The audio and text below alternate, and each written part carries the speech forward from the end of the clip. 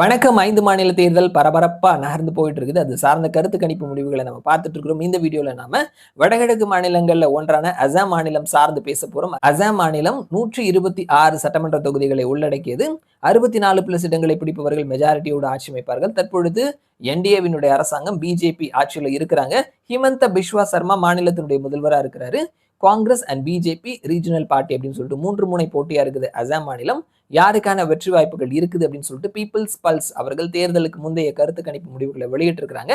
அந்த ரிசல்ட்ஸை தெரிஞ்சுக்கலாம். உங்களுடைய முதல்வர் சாய்ஸ் யார் அப்படின்ற கேள்விக்கு ஹிமந்த பிஸ்வா சர்மா அப்படின்னு சொல்லிட்டு 40% மக்களும், காங்கிரசினுடைய கௌரவ் கோகாய் அப்படின்னு சொல்லிட்டு 33% மக்களும், கருத்து இல்லை மற்றவர்கள் அப்படின்னு சொல்லிட்டு 27% மக்கள் சொல்லியிருக்கிறாங்க.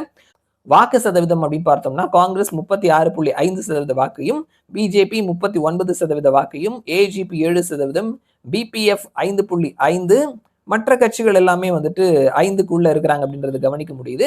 இது சீட்டா கன்வெர்ட் ஆகும் பொழுது மொத்தமா 126 இடங்கள் இருக்குது. 64+ இடங்களை பிடிப்பவர்கள் மெஜாரிட்டியோடு ஆட்சி அமைப்பார்கள். பீப்புள்ஸ் பல்ஸினுடைய கணிப்புப்படி பார்க்கும் பொழுது பிஜேபி 69 73 இடங்களையும், காங்கிரஸ் 22 26 இடங்களையும், ஏஜிபி 8 11 இடங்களையும், பிபிஎஃப் 8 இடங்களையும் பிடிப்பார்கள் அப்படின்னு சொல்லி இருக்கிறாங்க. ஸோ பிஜேபி மினிமம் சீட் பிடித்தா கூட 69 அவர்கள் மெஜாரிட்டியை கிராஸ் பண்ணி போறாங்க.